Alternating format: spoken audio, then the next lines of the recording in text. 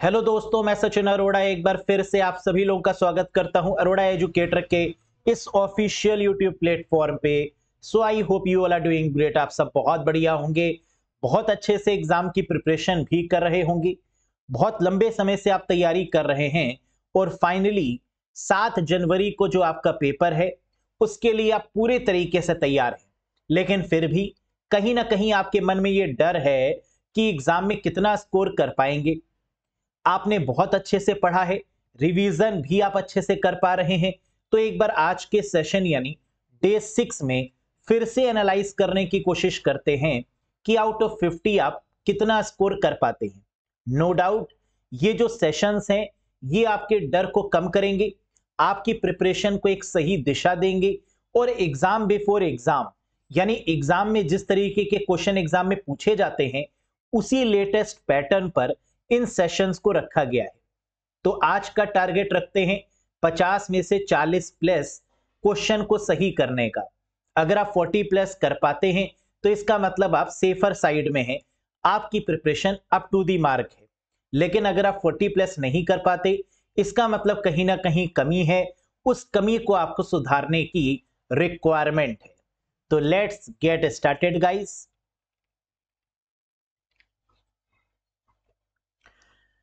तो यहां पर अगर हम लोग बात करें कोर्स के बारे में तो बिल्कुल वो कैंडिडेट्स जो कि कोर्स से अभी तक कनेक्ट नहीं हुए हैं और उनको लगता है कि एक बार क्विक रिवीजन के पॉइंट ऑफ व्यू से इस कोर्स से जुड़ना चाहिए, वो कैंडिडेट्स जो कि जुड़ चुके हैं वो तो बढ़िया तरीके से रिवाइज कर रहे हैं, प्रिपरेशन कर रहे हैं, मॉक टेस्ट दे रहे हैं, वीडियोस देख रहे हैं, पीडीएफ से रिवाइज कर रहे हैं।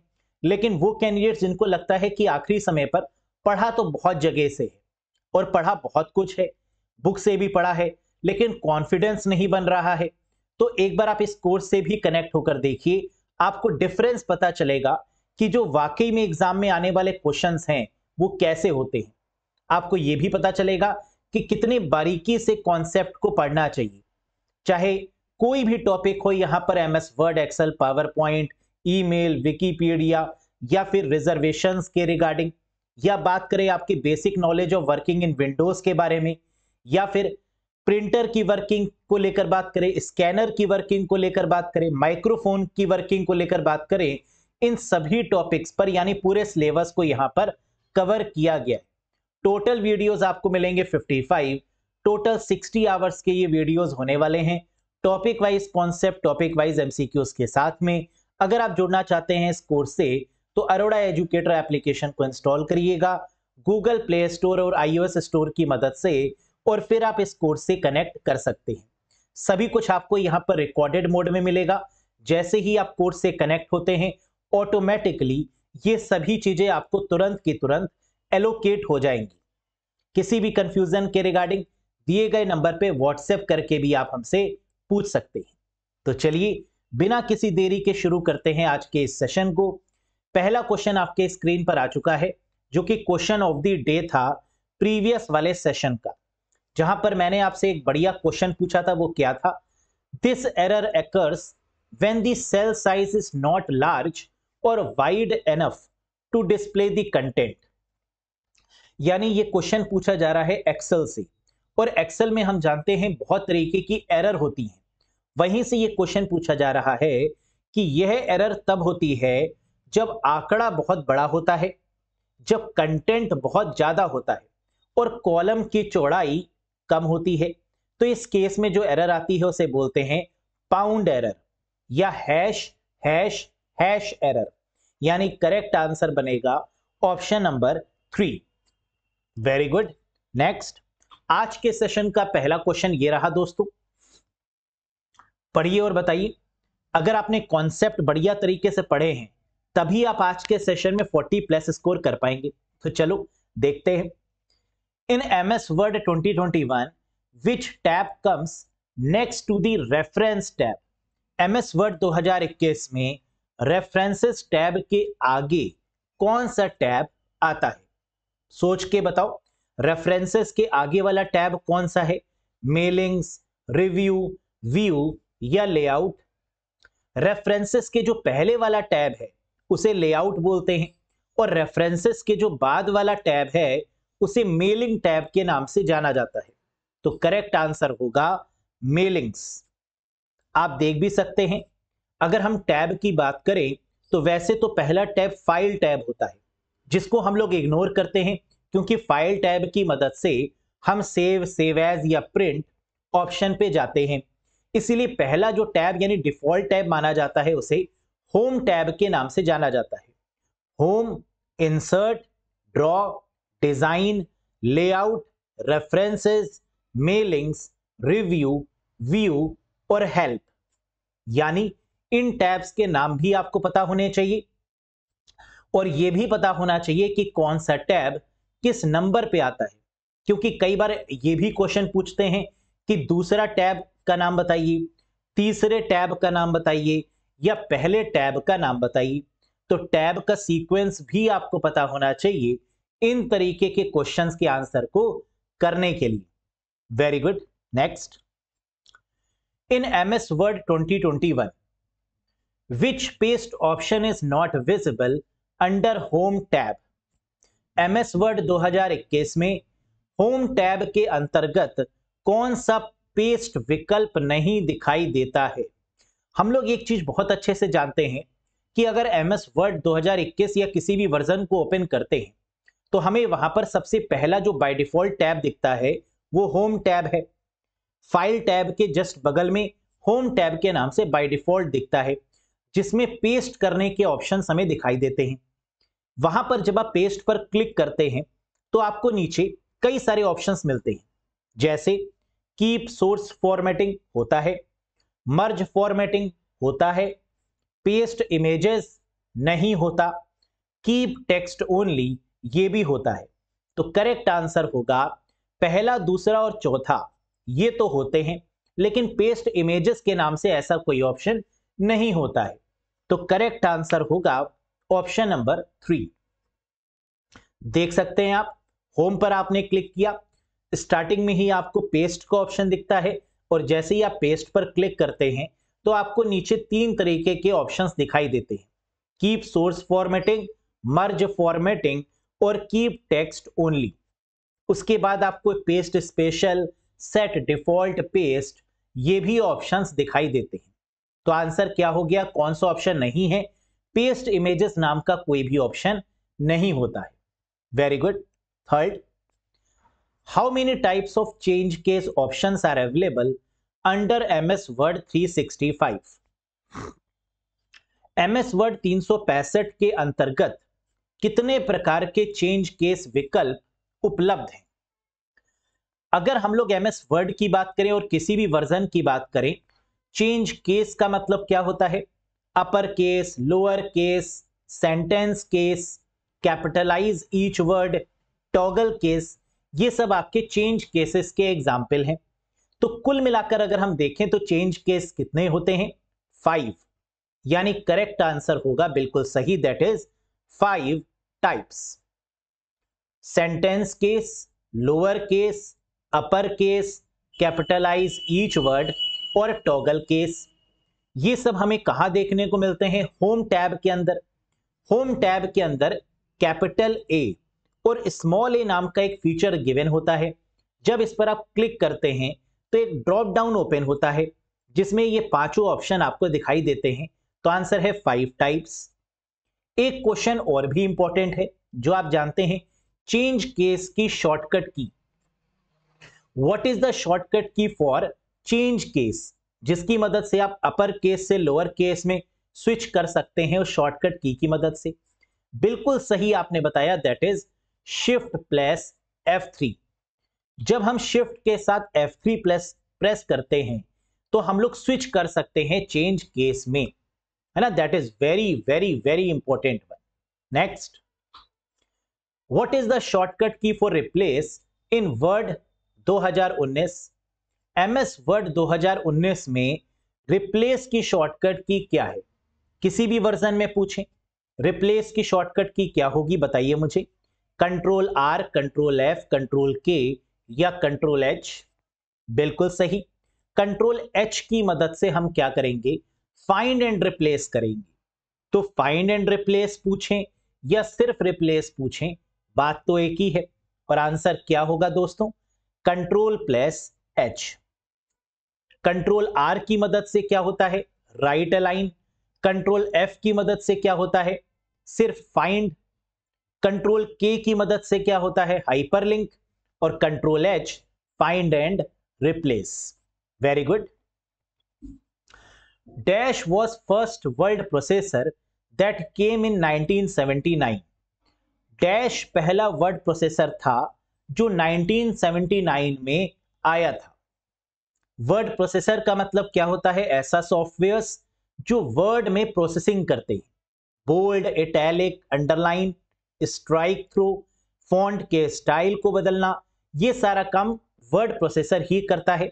और हम जानते हैं कि फेमस जो वर्ड प्रोसेसर है वो एमएस वर्ड है, माइक्रोसॉफ्ट का, इसमें कोई दो राय नहीं है। लेकिन क्वेश्चन पूछ रहा है पहला वर्ड प्रोसेसर 1979 में जो आया उसका नाम बताइए। वर्डपैड, नोटपैड, वर्ड स्टार या पेंट। बिल्कुल, and the correct answer is guys word star. कई बार इसको वर्ड परफेक्ट के नाम से भी जानते हैं, इसको हम लोग वर्ड स्टार कहेंगे, यानी option number 3 is the right one. क्या ये बात समझ में आ गई? तो फेमस आपका हो गया कौन सा, that is MS word, famous word processor. और अगर पहले वर्ड प्रोसेसर की बात करें तो that is word star.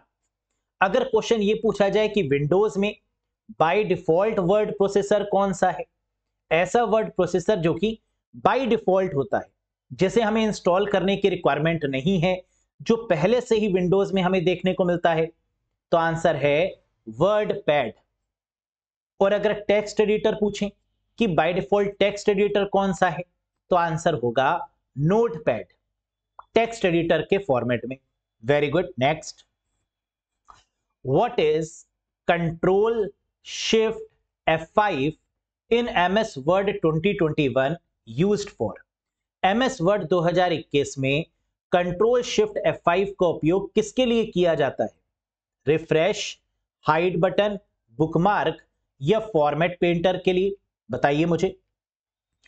Control shift F5 जैसे ही हम प्रेस करेंगे MS वर्ड में किसी भी वर्जन में, क्या होगा, बुकमार्क वाली विंडो ओपन होगी। तो आंसर क्या बनेगा दोस्तों? Control shift F5 is used for the bookmark purpose.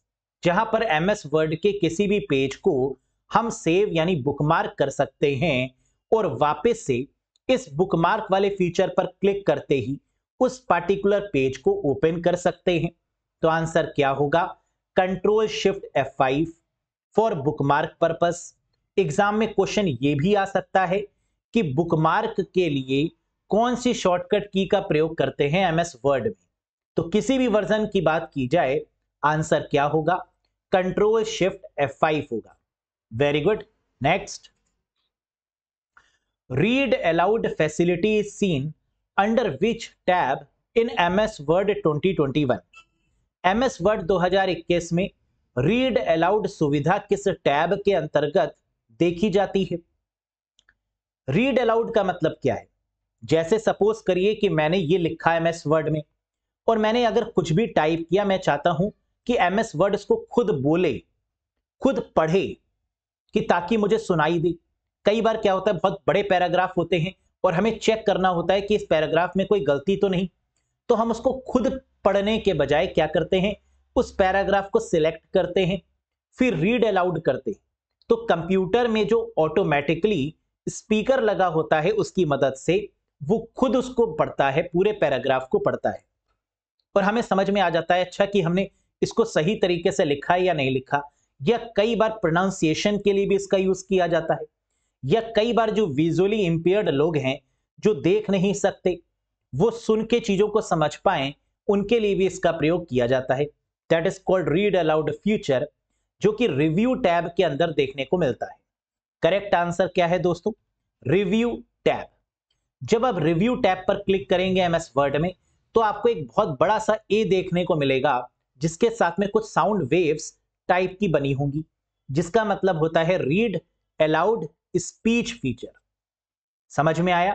Very good. Next, dash option allows you to lock your column and rows so that when you scroll down or over the view the rest of your sheet. कह रहा है ऐसा कौन सा option है जो allow करता है लॉक योर कॉलम्स, आपके कॉलम्स को लॉक करने के लिए, एंड रोज, और रोज को भी लॉक करता है, so that when you scroll down, जब आप स्क्रॉल करेंगे, जब आप पेज को नीचे की तरफ पुश करेंगे, और over to view the rest of your sheet, या पूरी शीट को आप नीचे की तरफ करेंगे तो वो हिलेगा नहीं। किस फीचर का इस्तेमाल करके हम रोज या कॉलम्स को क्या कर सकते हैं, लॉक कर सकते हैं। वैसे एमएस एक्सेल में रोज और कॉलम्स को लॉक करने के लिए सेल रेफरेंसिंग का यूज भी हम लोग करते हैं, डॉलर का साइन लगा के, लेकिन वो उसके अंदर लिखे गए कंटेंट को लॉक करते हैं। यहां पर लॉक करने की बात हो रही है कि स्क्रॉल डाउन करने पर भी वो रो और वो कॉलम आपकी फिक्स रहे।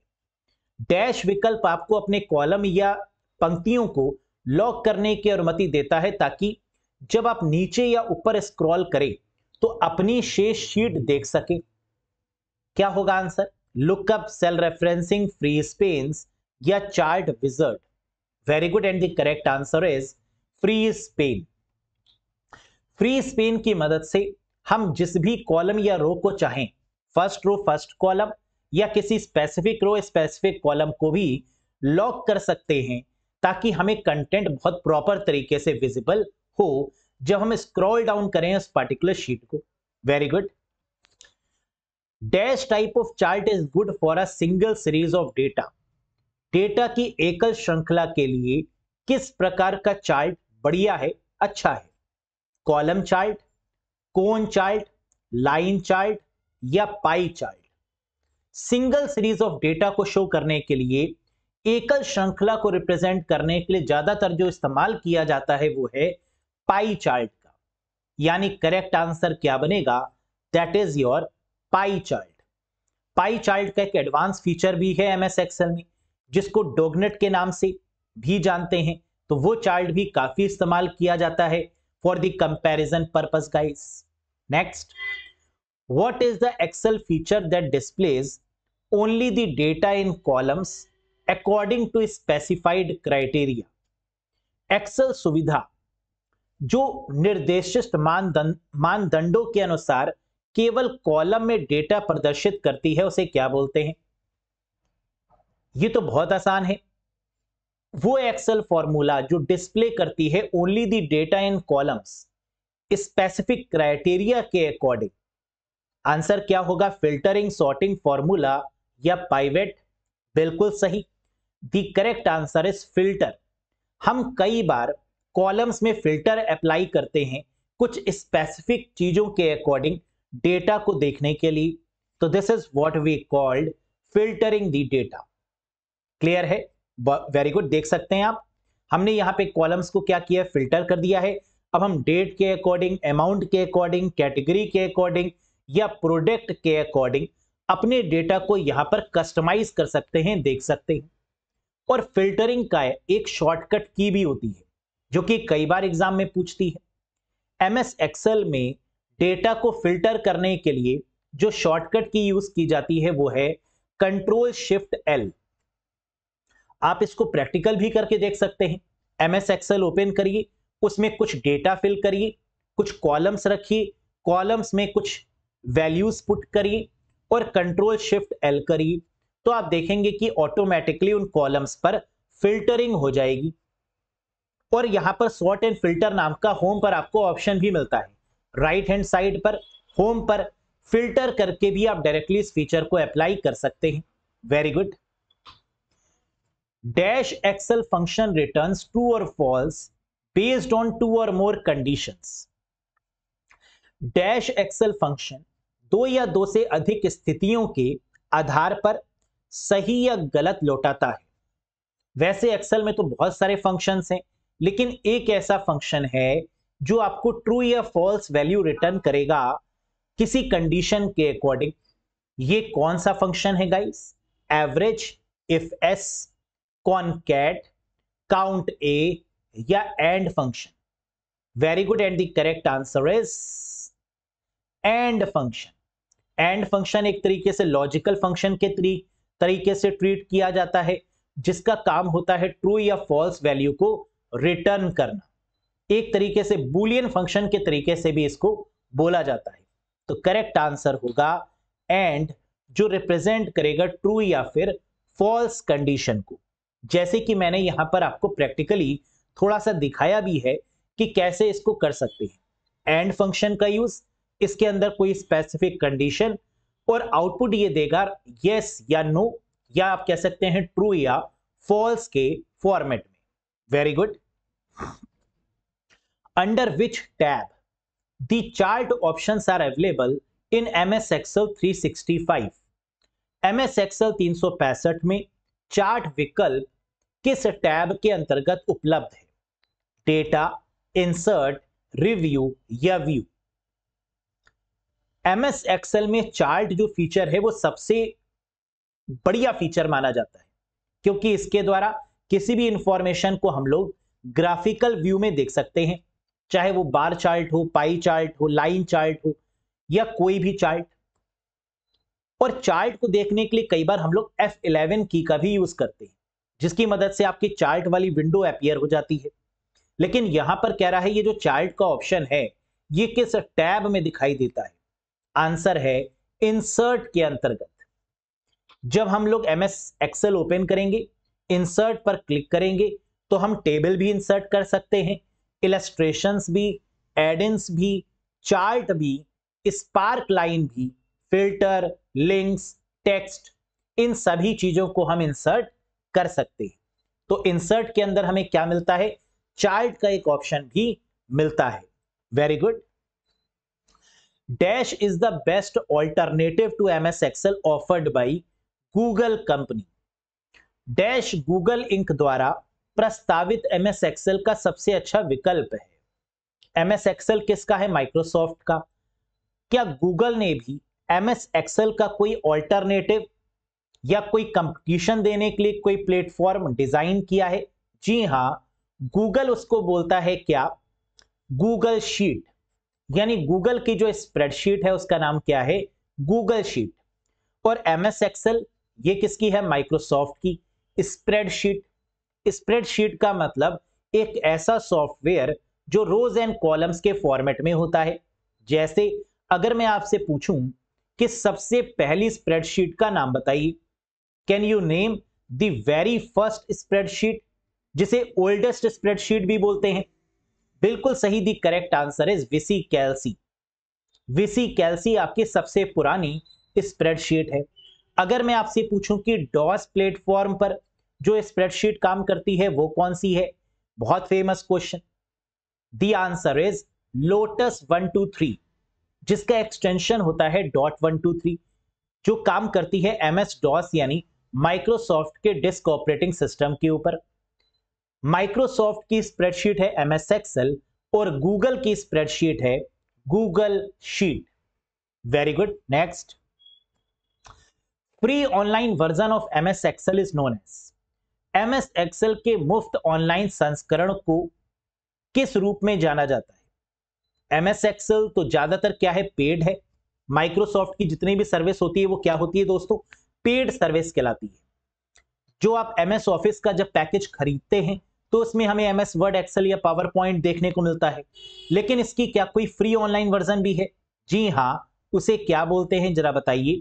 Office for the web, Excel mobile, Word mobile या एक्सेल फॉर दी वेब? बिल्कुल, and the correct answer is Excel for the web. ये है free platform. Free online version of MS Excel is known as Excel for the web. और ये question ठीक उल्टा भी पूछते हैं, चेंज करके भी पूछते हैं कि एक्सेल फॉर दी वेब क्या है? तो आंसर होगा free online version of MS Excel, MS Excel का मुफ्त ऑनलाइन संस्करण। नेक्स्ट,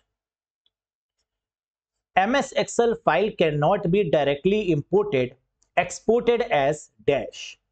MS Excel फाइल को सीधे डैश रूप में निर्यात नहीं किया जा सकता। PDF, TXT, PPT या CSV? बताइए। MS Excel file can not be directly exported as, answer होगा PPT। MS Excel की फाइल को एक्सपोर्ट नहीं किया जा सकता किस फाइल एक्सटेंशन में? तो आंसर है पीपीटी फाइल एक्सटेंशन में। That is the correct answer. Next question number 16 बताइए, open workbook can easily be switched using dash. खुली कार्य पुस्तिका को डैश का उपयोग करके आसानी से स्विच किया जा सकता है। हम लोग जानते हैं एक्सेल शीट की जब बात करते हैं तो वहां पर वर्कबुक क्या होता है, व्हाट इज कॉल्ड वर्कबुक। तो हम जानते हैं कई सारी शीट्स होती हैं एक्सेल में, sheet 1, sheet 2, sheet 3, sheet 4, sheet 5 and so on. In sheets के, इन वर्कशीट के कलेक्शन को, इन शीट्स के कलेक्शन को ही वर्कबुक के नाम से जानते हैं। और अलग अलग वर्कबुक में जब हमें स्विच करना होता है तो हम लोग क्या करते हैं, control S, alt S, control alt या control tab. The correct answer is control plus tab. Control tab की मदद से अलग अलग वर्कबुक के बीच में क्या कर सकते हैं, स्विच कर सकते हैं, आसानी से स्विच किया जा सकता है, नेविगेट किया जा सकता है। Next, among the which is not transition type in MS PowerPoint 365। बहुत ही ज्यादा फेमस क्वेश्चन। MS PowerPoint 365 में ट्रांजिशन प्रकार कौन सा नहीं है। ट्रांजिशन क्या होता है, स्लाइड कैसे आएगी, स्लाइड कैसे जाएगी, इसके मूवमेंट को डिसाइड करना ही ट्रांजिशन कहलाता है। और MS PowerPoint के लेटेस्ट वर्जन में 3 तरीके के मेन ट्रांजिशंस पाए जाते हैं। कौन कौन से, सबटेल, एक्साइटिंग और डायनेमिक कंटेंट। यानी there are 3 types of transition in MS PowerPoint latest versions. These are subtle, exciting and dynamic content. तो कौन सा गलत है, डायनेमिक स्लाइड ये हो गया आपका गलत, और सही है आपके सबटेल, एक्साइटिंग और डायनेमिक कंटेंट। कैसे दिखाई देता है, मैंने इसका एक स्क्रीनशॉट भी लगाया है आपके सामने। जब आप क्लिक करेंगे किसमें, ट्रांजिशन में, जैसे ही आप ट्रांजिशन पर क्लिक करते हैं तो आपके सामने कुछ इस तरीके से एक पॉपअप ओपन होता है जिसमें सबटेल के अंदर कुछ ऑप्शंस, एक्साइटिंग के अंदर कुछ ऑप्शंस और डायनेमिक कंटेंट के अंदर कुछ ऑप्शंस आपको दिखाई देते हैं जिसके द्वारा आप ट्रांजिशंस अप्लाई कर सकते हैं। Very good. Next, by how many ways you can start the slideshow in MS PowerPoint 2019। सोचिए, MS PowerPoint 2019 में या किसी भी वर्जन में आप कितने तरीकों से स्लाइड शो शुरू कर सकते हैं। स्लाइड शो को शुरू करने के कितने तरीके। पहला तरीका फ्रॉम बिगिनिंग F5 की मदद से, दूसरा तरीका start from the current page, current slide, shift F5 की मदद से, और तीसरा तरीका होता है कस्टमाइज, जहां पर आप कस्टमाइज करके शुरू कर सकते हैं अपने अकॉर्डिंग। तो यानी कितने तरीके हो गए, 3 तरीके। So the correct answer is 3 ways from beginning F5, from current slide, shift plus F5 और कस्टम स्लाइड शो। इनको मिलाकर क्या हो गए, 3 तरीके। Very good. Next, dash view is a place to put all the extra text that you want to put onto your slide and read to your audience. बहुत सरल question. Dash view वह सभी अतिरिक्त पार्ट डालने का स्थान है जिसे आप अपनी स्लाइड पर रखना चाहते हैं और अपने दर्शकों को पढ़ाना चाहते हैं। आप चाहते हैं कि कुछ तो वो हिस्सा है जो आपके दर्शक देखें, बाकी कुछ ऐसा हिस्सा जो आप अपने लिए नोट्स के रूप में लिखकर रखना चाहते हैं, उसे आप क्या बोलते हैं, नोट्स पेज व्यू। यानी दोस्तों करेक्ट आंसर क्या होगा, नोट्स पेज व्यू। इसमें क्या होता है कि सिर्फ वो पोर्शन आपको दिखता है स्लाइड शो में, आपके व्यूअर देख सकते हैं जो आप दिखाना चाहते हैं, और बाकी कुछ पोर्शन आप अपने लिए भी लिखकर रख सकते हैं। कहां पर, नोट्स पेज के ऑप्शन पर, नीचे वाले ऑप्शन पर। क्लियर है, very good. Next, dash view in PowerPoint is a useful tool for organising and structuring your presentation content. Dash PowerPoint view आपकी प्रस्तुति सामग्री को व्यवस्थित और संरचित करने के लिए एक उपयोगी उपकरण है। क्या है? एमएस पावर पॉइंट में वो व्यू बताना है जो ऑर्गेनाइज और स्ट्रक्चर कर रहा है आपके प्रेजेंटेशन के कंटेंट को। जो भी प्रेजेंटेशन में आपने लिखा है उसको व्यवस्थित कर रहा है, बुलेट्स के फॉर्मेट में, हेडिंग्स के फॉर्मेट में, हेडर के फॉर्मेट में। तो किसमें व्यवस्थित करने का, ऑर्डर करने का, बुलेट्स का फीचर हमें देखने को मिलता है? सोचिए, normal view, master view, outline view या slide sorter view? Correct answer है दोस्तों आउटलाइन व्यू, जिसमें हेडिंग्स, बुलेट्स, स्ट्रक्चरिंग, ऑर्गेनाइजिंग, इन सबको हम लोग करते हैं। That is your outline view. जितना भी कंटेंट है वो आपको कुछ इस तरीके से टाइटल, सब टाइटल के फॉर्मेट में देखने को मिलता है, एक स्ट्रक्चर फॉर्मेट में देखने को मिलता है। लेफ्ट हैंड साइड में एक सैंपल स्ट्रक्चर आपका बन जाता है, that is called outline view. Very good, next. Which of the following was the first commercial web browser? निम्नलिखित में से कौन सा पहला व्यवसायिक वेब ब्राउजर था? पहला व्यवसायिक, फर्स्ट कॉमर्शियल वेब ब्राउजर, जरा सोच के बताइएगा। यहां पर बात पहले वेब ब्राउजर की भी नहीं हो रही। अगर सिर्फ पहला वेब ब्राउजर लिखा होता तो www हो जाता, वर्ल्ड वाइड वेब, जिसको नेक्सस के नाम से जाना गया। अगर ग्राफिकल वेब ब्राउजर लिखा होता तो आप क्या लगा देते? Mosaic, graphical web browser. Open source browser लिखा होता तो आप मोजिला फायरफॉक्स या क्रोमियम लगा देते। लेकिन लिखा है पहला कॉमर्शियल, पहला व्यवसायिक वेब ब्राउजर। आंसर क्या होगा? मोसैक, मोजिला, नेटस्केप या इंटरनेट एक्सप्लोरर? बिल्कुल, and the correct answer is Netscape navigator, या सिर्फ नेटस्केप भी बोल सकते हैं। So the correct answer is option number 3, जो कि पहला ऐसा ब्राउजर था जिसको कॉमर्शलाइज किया गया, जिसको व्यवसायिक तौर पर इस्तेमाल किया गया। नेटस्केप नेविगेटर या सिर्फ नेटस्केप भी बोल सकते हैं। Next, dash is an example of text based browser which provide access to the internet in the text only mode. यह है टेक्स्ट आधारित ब्राउजर का एक उदाहरण है जो ग्राफिक सपोर्ट नहीं करता, सिर्फ टेक्स्ट सपोर्ट करता है, जो केवल टेक्स्ट मोड में इंटरनेट तक पहुंच प्रदान करता है। उसका नाम बताइए। Mozilla Firefox, LYNX links, internet explorer या ऑल ऑफ दिस? आपकी पार की नजर और Nirma super, the correct answer is super duper hit LYNX, यानी second is the right one. यही एक ऐसा ब्राउजर है जो कि टेक्स्ट बेस्ड की कैटेगरी में आता है। एमंग द गिवन ऑप्शंस, दिए हुए ऑप्शंस में यही आपका टेक्स्ट बेस्ड ब्राउजर है। Very good, next. Dash browser comes under FOSS. Dash browser FOSS के अंतर्गत आता है। फॉस क्या है? What is FOSS? फॉस की फुल फॉर्म अगर आपको पता होगी तो आप आंसर बता देंगे कि ये इंटरनेट एक्सप्लोरर है, क्रोम है, मोजिला फायरफॉक्स है या नन ऑफ द अबव है। फॉस का मतलब होता है free open source software. Free भी है, ओपन सोर्स भी है, और ऐसे सॉफ्टवेयर को हम लोग क्या बोलते हैं?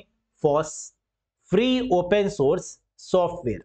ओपन सोर्स का मतलब जो फ्री भी हो, जिसमें आप एडिटिंग भी कर पाए। तो ये फ्री ऑपरेटिंग सिस्टम या फ्री ओपन सोर्स तरीके का जो ब्राउजर है जो कि ओएस पर काम करता है, उसे क्या बोलते हैं दोस्तों? Internet explorer, Chrome, Mozilla Firefox या नन ऑफ द अबव? तो आप कह रहे सर बहुत आसान हो गया क्वेश्चन। अब तो ओपन सोर्स तो एक ही ब्राउजर है जो बहुत फेमस है, पहला open source, that is Mozilla Firefox. Open source तो क्रोमियम भी है ना, गूगल का क्रोमियम, ये भी आपको ओपन सोर्स है, लेकिन ऑप्शन में ही नहीं है, तो आपको ऑप्शन के अकॉर्डिंग आंसर लगाना होगा। Very good. Which is the default browser available with Linux? Linux operating system एक ऐसा ऑपरेटिंग सिस्टम है जो कि ओपन सोर्स ऑपरेटिंग सिस्टम की कैटेगरी में आता है। एक ऐसा ऑपरेटिंग सिस्टम जिसके बेसिस पर एंड्रॉइड को तैयार किया गया, एक ऐसा ऑपरेटिंग सिस्टम जिसमें वायरस एंटर नहीं हो सकता, लाइनेक्स। एक ऐसा ऑपरेटिंग सिस्टम जो कि multi user multitasking services provide करता है, एक ऐसा ऑपरेटिंग सिस्टम जिसे लाइनस टोरवाल्ड के द्वारा बनाया गया सर्वर्स के लिए, लाइनेक्स। तो यहां पर जो बाय डिफॉल्ट ब्राउजर है वो कौन सा होगा? क्रोम, इंटरनेट एक्सप्लोरर, गेटिट या मोजिला फायरफॉक्स? फिर से एक बार आंसर यहां पर बनेगा मोजिला फायरफॉक्स, जो कि लाइनेक्स सपोर्ट करता है बाय डिफॉल्ट ब्राउजर के तरीके से। तो करेक्ट आंसर होगा मोजिला फायरफॉक्स, क्योंकि लाइनेक्स भी ओपन सोर्स है और मोजिला फायरफॉक्स भी क्या है? ओपन सोर्स है। तो ओपन सोर्स जो है वो किसको सपोर्ट करेगा? ओपन सोर्स को। नॉर्मल सी बात है। Next, identify the default email client in Ubuntu. Linux का ही एक पार्ट है यूबीउंटू। कह रहा है उबुंटू या यूबीउंटू की बात करें, इसमें डिफॉल्ट ईमेल क्लाइंट की पहचान करें। थंडरबर्ड, फायरफॉक्स, इंटरनेट एक्सप्लोरर या क्रोम। तो अगर आप यूबीउंटू नाम के ऑपरेटिंग सिस्टम पर काम करते हैं, जो कि कॉलेजेस में बहुत ज्यादा देखने को मिलता है, तो आप ये जानते होंगे कि उसमें जो आपका ईमेल क्लाइंट काम करता है वो है आपका मोजिला का थंडरबर्ड। अगेन यूबीउंटू भी किसका प्रोडक्ट है? एक वर्जन है लाइनेक्स का। और लाइनेक्स किसको सपोर्ट करेगा? ओपन सोर्स को। और यहां पर आपका मोजिला थंडरबर्ड ये वो ईमेल क्लाइंट है जिस पर यूबीउंटू ऑपरेटिंग सिस्टम पर थंडरबर्ड आपकी सपोर्ट प्रोवाइड करता है मेल को भेजने के लिए। तो यहां जीमेल नहीं होगा, यहां रेडिफ नहीं होगा, यहां याहू मेल नहीं होगा, यहां आपका आउटलुक नहीं होगा। यहां जो करेक्ट आंसर होगा वो दोस्तों क्या होगा? थंडरबर्ड, जो कि मोजिला कंपनी का ही है email client, that is called Mozilla Thunderbird या सिर्फ थंडरबर्ड। समझ में आया? Next, which is the default application for spreadsheet in Ubuntu. Ubuntu या उबुंटू की स्प्रेडशीट के लिए डिफॉल्ट एप्लीकेशन कौन सी है? अब यहां आपको थोड़ा सा सोचना पड़ेगा। क्या सोचना पड़ेगा? आपने देखा स्प्रेडशीट, स्प्रेडशीट मतलब जैसे एमएस एक्सेल वैसे ही कोई होगी जो यूबीउंटू पर सपोर्ट कर रही होगी। यूबीउंटू क्या है? Open source. और यहां पर ओपन सोर्स किसकी है? Free of cost spreadsheet package कौन सी कंपनी बनाती है? तो आप कहेंगे सर लिब्रा ऑफिस, ये फ्री ऑफ कॉस्ट बनाती है। तो लिब्रा ऑफिस का स्प्रेडशीट कौन सा है? तो आप कहेंगे सर दैट इज कॉल्ड कैल्सी। यानी थोड़ा सा सोचने की रिक्वायरमेंट है और आंसर आपके पास में होगा लिब्रा ऑफिस का कैल्सी। समझ में आया? तो क्वेश्चन पढ़े हुए आएंगे, लेकिन क्वेश्चन को इस तरीके से घुमा दिया जाएगा कि आप कंफ्यूज हो जाएंगे, और जो कंफ्यूज नहीं हुआ वही सिलेक्शन लेकर जाएगा। तो exam is all about your preparation, exam is all about your presence of mind, कि आप एग्जाम में कितना सोच सकते हैं उस एक सेकंड के अंदर। तो एक सेकंड के अंदर ही आपको सोचना है और ऑप्शंस पर क्लिक करना है, और जिसने सही राइट आंसर्स लगाए वो सिलेक्शन लेगा, और बाकी कहेंगे शिट, आता था लेकिन फिर भी गलत कर गए। तो इसी से बचना है एग्जाम में। आपने सब कुछ पढ़ रखा है, बस इंप्लीमेंटेशन कैसे करना है यही आपको बार बार प्रैक्टिस करके सीखना है। Very good. Next, which version of Windows introduced the start menu. Windows के किस संस्करण में स्टार्ट मेन्यू प्रस्तुत किया गया? अब देखो, स्टार्ट मेन्यू तो बहुत इंपॉर्टेंट फीचर है जो कि विंडोज 8 में गायब कर दिया गया था, विंडोज 8.1 में फिर से लाया गया था। लेकिन स्टार्ट मेन्यू की शुरुआत किस ऑपरेटिंग सिस्टम से हुई थी, किस विंडोज के वर्जन से हुई थी, बेसिकली ये आपको बताना है। विंडोज 7 से, विंडोज 3.0, विंडोज 8 या Windows 95? Very good, and the correct answer is Windows 95। Windows 95 से पहली बार स्टार्ट मेन्यू का प्रयोग किया गया, और उसके बाद लगातार जितने भी वर्जन्स आए उन सब में स्टार्ट मेन्यू देखा गया। बस विंडोज 8 में स्टार्ट मेन्यू को गायब कर दिया गया था, जिसकी वजह से उसको काफी आलोचना भी झेलनी पड़ी और विंडोज 8.1 को लॉन्च कर फिर से माइक्रोसॉफ्ट ने स्टार्ट मेन्यू को लॉन्च किया था। Very good. Which version of Windows introduced this support for USB devices? बताइए, विंडोज के किस संस्करण ने यूएसबी उपकरणों के लिए समर्थन पेश किया? सोचिए, यूएसबी डिवाइसेस का मतलब होता है जैसे पेन ड्राइव यूएसबी डिवाइस है। जितनी भी डिवाइसेस जो आप यूएसबी से कनेक्ट कर सकते हैं, चाहे वो माइक्रोफोन हो गया, स्पीकर हो गया, है ना, what ever you can connect with the USB devices, that is called the support for the USB, universal serial बस। तो कह रहा है विंडोज के किस संस्करण ने यूएसबी उपकरणों के लिए समर्थन पेश किया था? यूएसबी की शुरुआत किस विंडोज के वर्जन से हुई थी? अजय भट्ट, जिन्होंने यूएसबी का कॉन्सेप्ट रखा, जो इंडियन थे, भारतीय थे, इन्होंने यूएसबी बनाई और इसकी शुरुआत हुई किससे? विंडोज एक्सपी, विंडोज 2000, विंडोज 98 या विंडोज विस्टा? करेक्ट जवाब है विंडोज 98 से यूएसबी डिवाइसेस का कॉन्सेप्ट लॉन्च किया गया। तो याद रखिएगा, कभी भी यूएसबी आए तो विंडोज 98 होगा, और कभी भी स्टार्ट मेन्यू पूछा जाए किससे इंट्रोड्यूस हुआ तो विंडोज 95 होगा। Very good. Next, dash is an Windows operating system to be the first true touch screen operating system. Dash एक विंडोज ऑपरेटिंग सिस्टम है जो पहला सच्चा टच स्क्रीन ऑपरेटिंग सिस्टम है। हम लोग जानते हैं टच स्क्रीन का कॉन्सेप्ट किससे आया।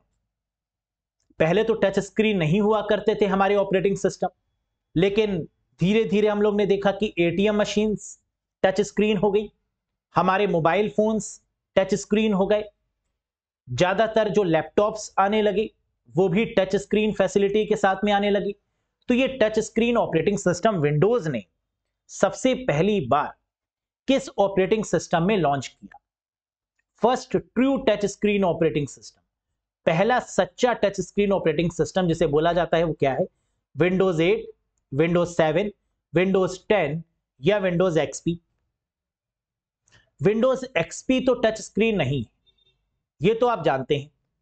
क्या विंडोज 10 के सिस्टम्स को टच स्क्रीन कहा जा सकता है? जी हां, विंडोज 10 में टच स्क्रीन की फैसिलिटी है, विंडोज 11 में भी, विंडोज 8 में भी टच स्क्रीन है। लेकिन ये टच स्क्रीन सबसे पहले लॉन्च किया गया विंडोज 7 के वर्जन से। तो आंसर क्या होगा? क्योंकि फर्स्ट पूछ रहा है तो आंसर बन जाएगा Windows 7 for the touch screen, first touch screen operating system. फिर विंडोज 8 ने तो चमत्कारी कर दिया, टच स्क्रीन को बहुत ज्यादा एडवांस बना दिया। विंडोज 10 में और ज्यादा टच स्क्रीन एडवांसमेंट देखा गया, और विंडोज 11 में तो मजा ही आ गया, आप गेम भी खेल सकते हैं टच स्क्रीन की मदद से।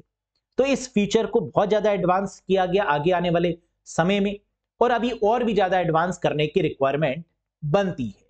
Very good. Next, which command is commonly used for trouble shooting network issues in Windows operating system? Windows operating system में नेटवर्क समस्याओं के निवारण के लिए आमतौर पर किस कमांड का उपयोग किया जाता है? सोचिए, विंडोज ऑपरेटिंग सिस्टम में ट्रबल शूट करने के लिए नेटवर्किंग, विंडोज ऑपरेटिंग सिस्टम में नेटवर्क समस्याओं के निवारण के लिए आमतौर पर किस कमांड का प्रयोग करते हैं? ट्रेसर्ट, सीएलएस, पिंग या फाइंड कमांड? कनेक्शन आ रहा है या नहीं आ रहा, पैकेट्स का सही ट्रांसमिशन हो रहा है या नहीं हो रहा, कोई लॉस ऑफ पैकेट तो नहीं हो रहा, ये सब किससे हम लोग देख सकते हैं? पिंग कमांड की मदद से, जिसे पैकेट इंटरनेट गोफर के नाम से भी जानते हैं। तो करेक्ट आंसर क्या होगा दोस्तों? Ping command. ट्रेसर जो कि ट्रेस रूट है, जो कि ये डिसाइड करता है कि कितने राउटर्स लगे हुए हैं क्लाइंट और सर्वर के बीच में, ये काउंट करने के लिए ट्रेसर्ट कमांड का, क्लियर स्क्रीन के लिए सीएलएस कमांड का, सर्च करने के लिए फाइंड कमांड का, और कनेक्शन एस्टैब्लिश करने के लिए कि कनेक्शन आ रहा है या नहीं आ रहा, कोई लॉस ऑफ पैकेट तो नहीं है नेटवर्क में, ये चेक करने के लिए पिंग कमांड यानी पैकेट इंटरनेट गोफर या पैकेट इंटरनेट ग्रोपर, इस कमांड का इस्तेमाल किया जाता है। Very good. Windows dash is the database that store settings and configurations for the Windows operating system. One of the famous question, आएगा ही आएगा ये क्वेश्चन, तो बताइए। विंडोज डैश एक डेटाबेस है जो विंडोज ऑपरेटिंग सिस्टम के लिए सेटिंग्स और कॉन्फ़िगरेशन को संग्रहित करता है। या मैं सिंपल शब्दों में पूछूं तो विंडोज ऑपरेटिंग सिस्टम का जो डेटाबेस है उसे क्या बोला जाता है? फाइल मैनेजर, कर्नल, शेल या रजिस्ट्री। फाइल मैनेजर क्या है? जहां पर सभी फाइल्स को मैनेज करते हैं, जैसे विंडोज एक्सप्लोरर एक तरीके का फाइल एक्सप्लोरर है, फाइल मैनेजर है। कर्नल का मेन काम क्या होता है? कम्युनिकेशन एस्टैब्लिश करना ऑपरेटिंग सिस्टम में, मैनेज करना चीजों को वाया कर्नल, इंस्ट्रक्शंस को पास करना और मैनेज करना वाया कर्नल। रजिस्ट्री क्या करती है? ये है database.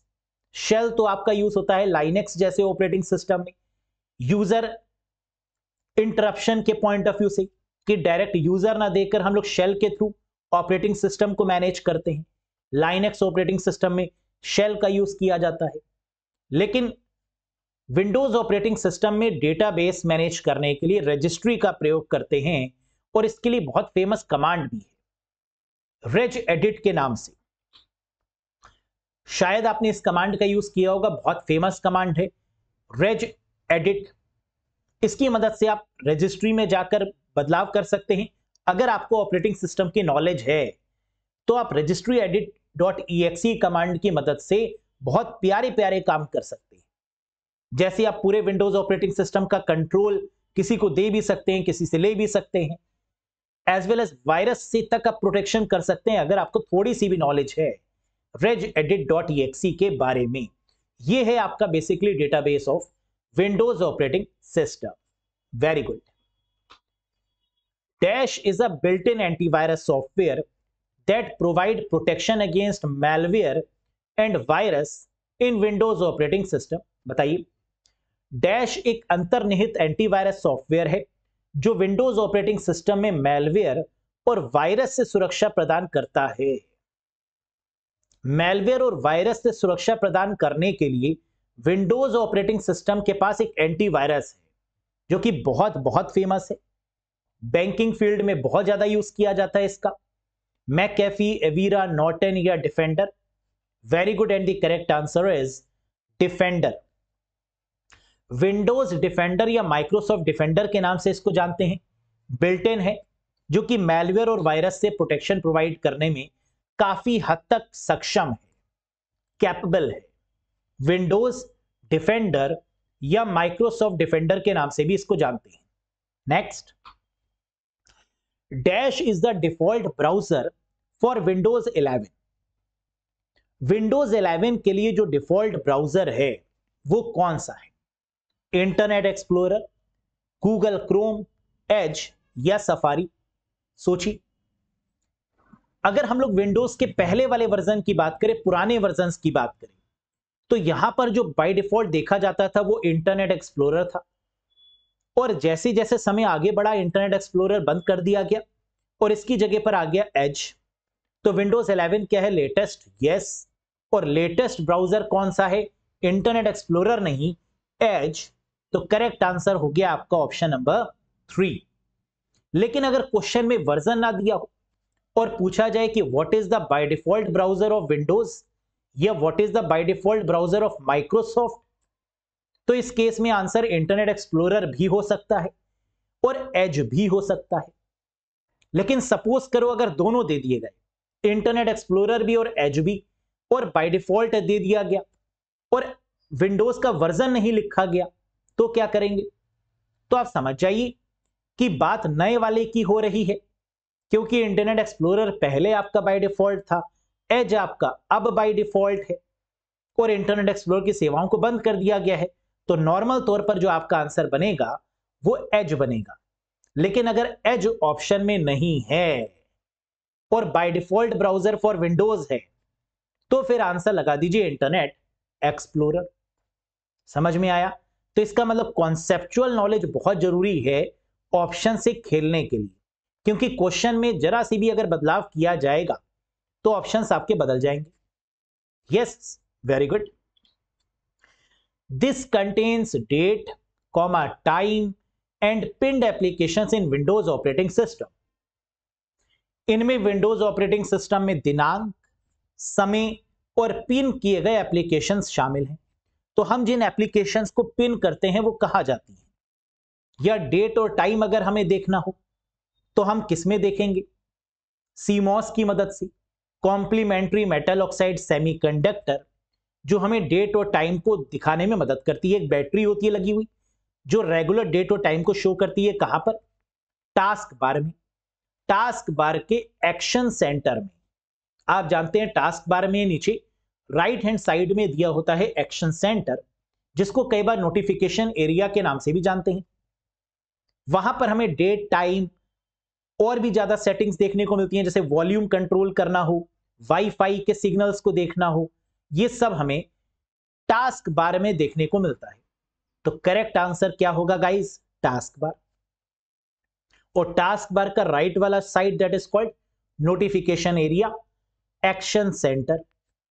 Very good. Next. Dash is a security feature that helps to protect your device by filtering network traffic that enter and exit your device. बहुत प्यारा क्वेश्चन. डैश एक सुरक्षा सुविधा है जो आपके डिवाइस में प्रवेश करने और बाहर निकलने वाले नेटवर्क ट्रैफिक को फिल्टर करके आपके डिवाइस को सुरक्षित रखने में मदद करते हैं. ऐसी कौन सी सर्विस है विंडोज के पास में जो आपके नेटवर्क के ट्रैफिक को कंट्रोल करती है कि ये सही सोर्स से आ रहा है, इसको आने दो, ये गलत हो सकता है, इसको रोक दो. इसको मैनेज करने के लिए सिक्योरिटी फीचर को क्या कहा जाता है विंडोज ऑपरेटिंग सिस्टम के केस में? Windows router, Windows gateway, Windows firewall या विंडोज एंटीवायरस? सोचिए. Very good. The correct answer is Windows firewall. Firewall का मेन काम क्या है? अनऑथराइज्ड एक्सेस को रोकना, जो कि ऐसे सोर्स से आ रहा है जो हैकर है, ईव है, जो आपकी सिस्टम की इंफॉर्मेशन को चुराना चाहते हैं, उनको रोक दिया जाए. तो फायरवॉल क्या है? हार्डवेयर और सॉफ्टवेयर का एक कॉम्बिनेशन है जो कि हमारे सिस्टम को एक प्रोटेक्शन प्रोवाइड करता है, एक लेयर प्रोवाइड करता है. देखो, एंटीवायरस का काम क्या है? वायरस से बचाना. लेकिन हम लोग जानते हैं कि हमारे कंप्यूटर में सिर्फ वायरस हमला करता है क्या? नहीं. Worm, ransomware, Trojan horse, spyware, phishing जैसे तमाम अटैक देखने को मिलते हैं. बहुत सारे अटैक. और उन सबसे प्रोटेक्ट करने में जो बहुत यूजफुल है वो है आपका विंडोज फायरवॉल. समझ में आया है ना? एक आग की दीवार है जिससे लड़के जाना होता है हैकर को और फिर इंफॉर्मेशन को हैक करनी होती है ना? तो एक आग का दरिया है और डूब के जाना है ना? कुछ इस तरीके से कहा जाता है फायरवॉल के लिए. Very good. Dash refers to the process of restarting a computer system without completely shutting down the power. Dash बिजली को पूरी तरह से बंद किए बिना कंप्यूटर सिस्टम को पुनः आरंभ करने की प्रक्रिया को क्या संदर्भित करता है? Dash refers to the process of restarting a computer. Computer को रीस्टार्ट करना विदाउट कंप्लीटली शटिंग डाउन. जब हम लोग रीस्टार्ट करते हैं तो क्या होता है? क्या सिस्टम शटडाउन होता है? जी नहीं. सिस्टम दोबारा से स्टार्ट होता है विदाउट कंप्लीटली शटिंग डाउन. और इस प्रोसेस को क्या बोलते हैं? Warm booting, cold booting, random booting या ऑल ऑफ दिस? बिल्कुल, हम लोग जानते हैं सिस्टम को रीस्टार्ट करना वार्म बूटिंग के अंतर्गत आता है.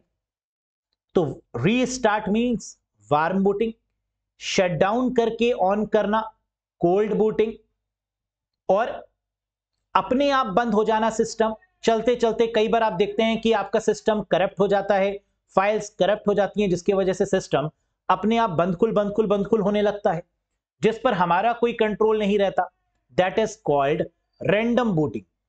तो वार्म का मतलब रीस्टार्ट, कोल्ड बूटिंग का मतलब शटडाउन होकर स्टार्ट, और रैंडम बूटिंग का मतलब कि ड्यू टू सम एरर, किसी बग की वजह से, किसी एरर की वजह से सिस्टम ऑटोमेटिकली ऑन ऑफ हो रहा है, that is called random booting. समझ में आया? Very good. Next, what file system does Windows 10 and 11 support? कह रहा है विंडोज 10 और 11 कौन सी फाइल सिस्टम का समर्थन करती है?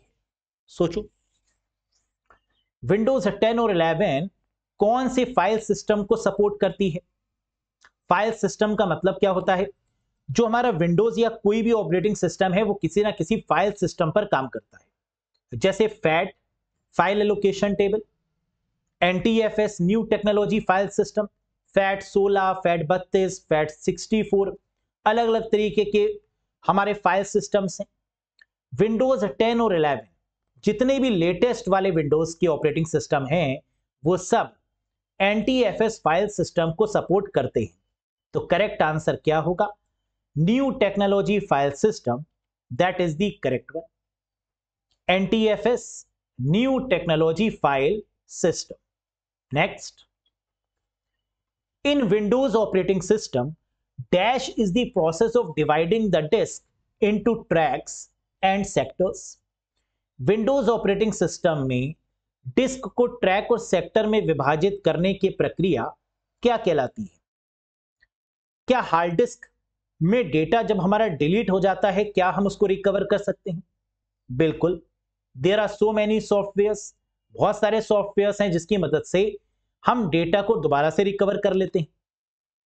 अगर आपको हार्ड डिस्क की नॉलेज है तो बिना सॉफ्टवेयर की मदद से भी आप डेटा को रिकवर कर सकते हैं, है ना। आजकल तो बहुत सारे तरीके आ गए हैं, MBR या बूट रिकॉर्डर की मदद से या बूट लोडर की मदद से you can do so, you can do recovery of your files, folders, है ना। There are so many ways. लेकिन क्वेश्चन कह रहा है विंडोज ऑपरेटिंग सिस्टम में डिस्क को यानी हार्ड डिस्क को ट्रैक और सेक्टर में डिवाइड करना क्या कहलाता है? फॉर्मेटिंग कहलाता है ना। दैट इज कॉल्ड फॉर्मेट करना, dividing the disk into track and sector. एक हार्ड डिस्क को ट्रैक और सेक्टर में विभाजित करने के इस प्रोसेस को, इस प्रक्रिया को, इस मैकेनिज्म को क्या बोलते हैं दोस्तों? फॉर्मेटिंग।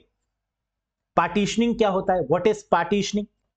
सी drive, D drive, E drive, ये सब क्या है? पार्टीशंस बना रहे हैं हम लोग। यस, बूटिंग यानी सिस्टम को स्टार्ट करने के प्रोसेस को बूटिंग बोलते हैं, जो कि 3 तरीके से हो सकती है, cold booting, warm booting, random booting, जिसके बारे में अभी बात करी थी। डीबगिंग का मतलब बग्स को रिमूव करना, removing the bugs from the computer system is called debugging. Next, which shortcut key is used in Windows operating system to open the task manager? Windows operating system में task manager खोलने के लिए किस shortcut कुंजी का प्रयोग किया जाता है? टास्क मैनेजर, जितने भी आपके टास्क चल रहे होते हैं, जितने भी सॉफ्टवेयर आपके रनिंग फॉर्मेट में आपको दिखते हैं, वो टास्क मैनेजर में ही तो होते हैं, जिस पर क्लिक करके आप किसी भी सॉफ्टवेयर के किसी भी टास्क की वर्किंग को स्टॉप कर सकते हैं, देख सकते हैं, पॉज कर सकते हैं with the help of task manager. तो कह रहा है इसको ओपन करने की शॉर्टकट की क्या है, जरा बताइएगा। Control shift escape, Windows plus X, Windows plus I, या both 1 and 2? Very good, and the correct answer is both 1 and 2। Control shift escape करके भी हम लोग टास्क मैनेजर को ओपन कर सकते हैं और विंडोज एक्स की मदद से भी टास्क मैनेजर को ओपन कर सकते हैं, जबकि विंडोज आई की मदद से सेटिंग्स को ओपन करते हैं। तो Windows plus I is used for the settings, control shift escape, and Windows X is used for the task manager to open the task manager. Clear? Very good. Question number 40 बताइए, in email dash store contact information such as names, phone numbers, email address of people you know. Email में dash उन लोगों की संपर्क जानकारी संग्रहित करते हैं जैसे नाम, फोन नंबर, ईमेल पते, जिन्हें आप जानते हैं उसे क्या बोलते हैं। तो ईमेल में हम सभी तरीके के कॉन्टेक्ट इंफॉर्मेशन को स्टोर कर पाते हैं, जैसे किसी का नाम सेव करना है, you can, phone number, email address, इन सबको आप ईमेल में स्टोर कर सकते हैं। कहां पर? क्लाइंट बॉक्स में, मेल बॉक्स में, स्पैम एड्रेस में या एड्रेस बुक में। बिल्कुल सही करेक्ट आंसर है एड्रेस बुक। हम लोग ईमेल ओपन करते हैं और वहां पर हमें 3 डॉट्स वाले ऑप्शंस मिलते हैं, जिस पर क्लिक करके हम लोग क्या करते हैं दोस्तों, कॉन्टेक्ट्स पर क्लिक करते हैं और एड्रेस बुक हमारी ओपन हो जाती है। और वहां पर हम जो पैनल, जो पेज ओपन होता है, उसमें इस इंफॉर्मेशन को स्टोर कर देते हैं, phone number, email address, so and so on. Very good. Next, which is correct way to access the address book in Gmail? Gmail में एड्रेस बुक तक पहुंचने का सही तरीका कौन सा है? सोचो। अभी अभी मैंने बताया कि सही तरीका क्या है एड्रेस बुक तक पहुंचने का। 2 तरीके हैं। एक तो आप गूगल ओपन कर सकते हैं, गूगल ओपन करिए और गूगल में ये 3 जो आपके डॉट्स हैं इस पर क्लिक करिए। टोटल 9 डॉट्स आपको दिख रहे हैं यहां पर। इन 9 डॉट्स पर जैसे ही आप क्लिक करते हैं तो एक छोटा सा पैनल आपके सामने ओपन होता है, जिसमें कॉन्टेक्ट्स पर क्लिक करने पर आप ओपन कर लेंगे किसको? एड्रेस बुक को। तो करेक्ट आंसर क्या होगा यहां पर? Which is the correct way to access the address book in Gmail? Gmail में एड्रेस बुक तक पहुंचने का सही तरीका क्या है? Click contacts, click setting in Gmail, click address या क्लिक कंपोज? बिल्कुल, and the correct answer is click contact. तो इस गूगल के प्ले स्टोर पर हम पहुंचेंगे, यानी इस पैनल पर हम पहुंचेंगे इस मदद से, इन डॉट्स की मदद से, और फिर हमारे सामने मिल जाएगा हमें कॉन्टेक्ट्स। इस पर क्लिक करेंगे और एड्रेस बुक ओपन हो जाएगी बढ़िया तरीके से, है ना। फिर सेव करना शुरू करेंगे इंफॉर्मेशन को, लिखेंगे, फिल करेंगे, सेव करेंगे। You can organise the people and business in contacts using dash in Gmail address book. बहुत आसान सा क्वेश्चन। आप जीमेल एड्रेस बुक में डैश का उपयोग करके संपर्कों में लोगों और व्यवसायों को व्यवस्थित कर सकते हैं। हम लोग जानते हैं, जैसे फोन में हमें यह सर्विस मिलती है, जब भी आप किसी का फोन नंबर सेव कर रहे होते हैं तो आपको वो पूछता है कि इस पर्सन से आपकी क्या रिलेशन है। तो आपने अगर अलग अलग बॉक्सेस बना रखे होंगे, अलग अलग फोल्डर बना रखे होंगे, जैसे ये रिलेटिव हैं, ये ब्रदर हैं, ये मदर हैं, ये फैमिली है, ये बिजनेस पॉइंट ऑफ व्यू से कॉन्टेक्ट्स हैं। तो अलग अलग फोल्डर्स बनाने की परमिशन हमें मिलती है हमारे फोन में भी, और वैसे ही जीमेल में भी ये फैसिलिटी है कि जब भी आप एड्रेस बुक में कोई भी इंफॉर्मेशन सेव कर रहे हो तो वहां पर अलग अलग फोल्डर्स बना लें आप, कि ये जो इंफॉर्मेशन है ये फ्रेंड्स की है, ये बिजनेस पर्पस से है, ये फैमिली है, ये अदर्स हैं। तो इस तरीके से क्या होगा कि जब भी फ्यूचर में आपको इंफॉर्मेशन लेनी होगी, एक्सेस करनी होगी, तो आपको पता होगा कि हाँ, फ्रेंड्स की चाहिए तो यहां से, बिजनेस पर्पस की होगी तो यहां से, क्लोज फ्रेंड्स की चाहिए तो यहां से, कुछ बहुत खास हैं आपकी जिंदगी में उनकी चाहिए हो तो यहां से। तो इस तरीके से एक्सेस कर सकते हैं और इनको बोला जाता है क्या? लेबल्स। यानी करेक्ट आंसर इज लेबल्स। ये जो फोल्डर्स आप अलग अलग बनाते हैं ना अपनी सुविधा के अनुसार, these are called labels in Gmail. Very good. Dash is used to extend the capabilities of internet email protocols such as SMTP. Dash का उपयोग SMTP जैसे इंटरनेट ईमेल प्रोटोकॉल की क्षमताओं को बढ़ाने के लिए किया जाता है। हम लोग जानते हैं कि SMTP क्या है? सिंपल मेल ट्रांसफर प्रोटोकॉल, जिसकी मदद से मेल को क्या करते हैं? सेंड करते हैं, भेजते हैं। लेकिन यहां पर लिमिट्स हैं कि SMTP उन्हीं मेल्स को भेजती है जो टेक्स्ट फॉर्मेट में होती है। अगर हमें मेल भेजना है अटैचमेंट के फॉर्मेट में तो हम SMTP का क्या प्रयोग कर पाएंगे?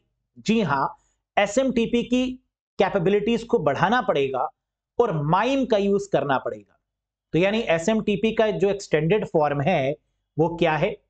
Mime, multipurpose internet mail extension. तो करेक्ट जवाब हो गया माइम।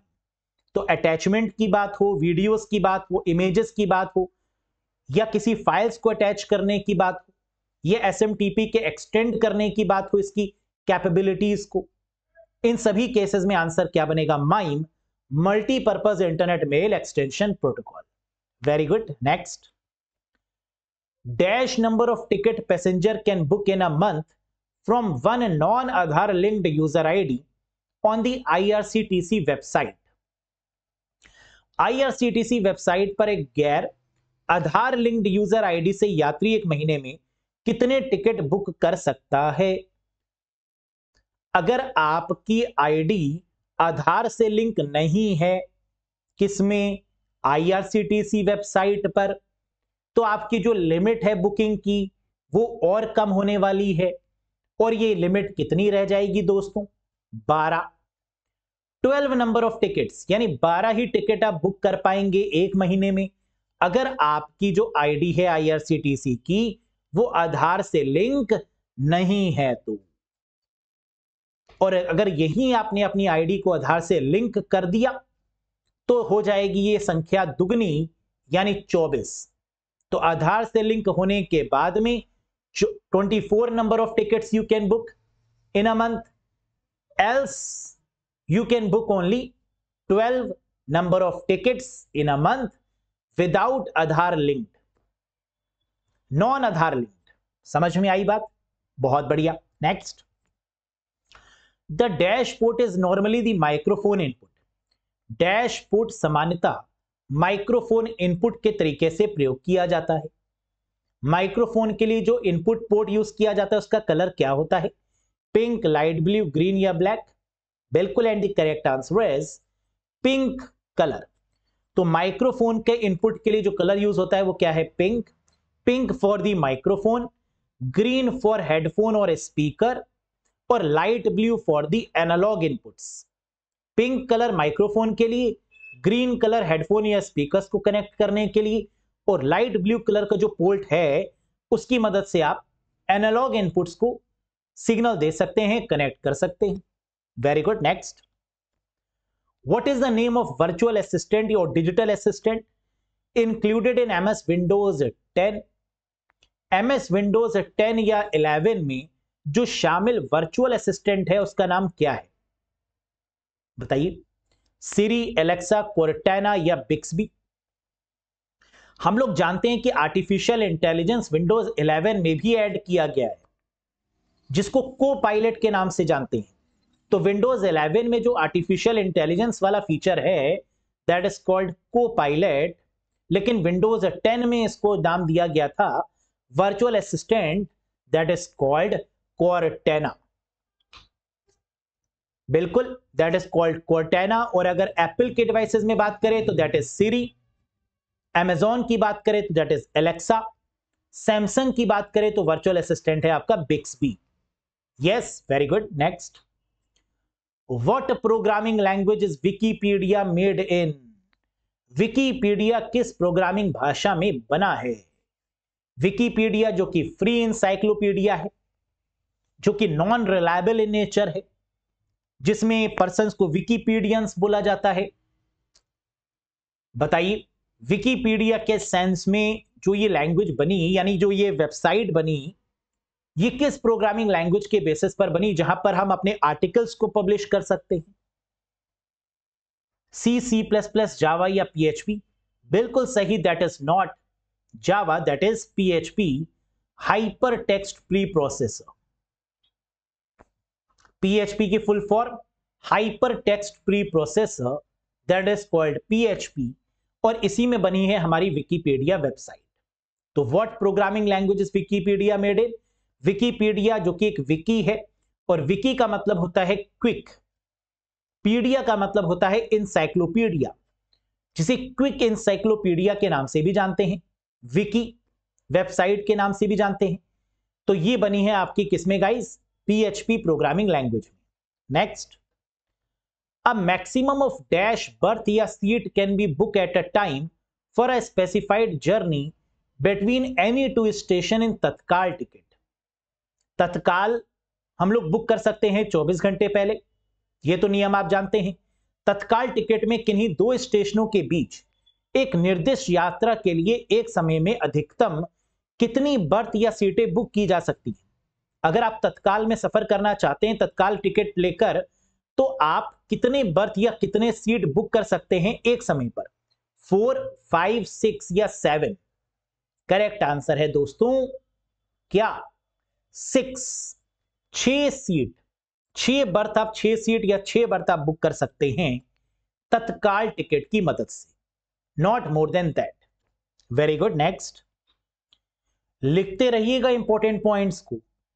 अभी तो समझ में आ रहा है, एग्जाम में सब भूल जाएंगे, तो इसलिए सब चीजों को एक जगह पर नोट डाउन करते चलिए ताकि एग्जामिनेशन के टाइम पर एक बार क्विक रिवीजन भी आप कर पाएं। A screenshot of e-ticket displayed through laptop or mobile devices is referred as। Laptop या मोबाइल उपकरणों के माध्यम से प्रदर्शित ई टिकट के स्क्रीनशॉट को क्या कहा जाता है?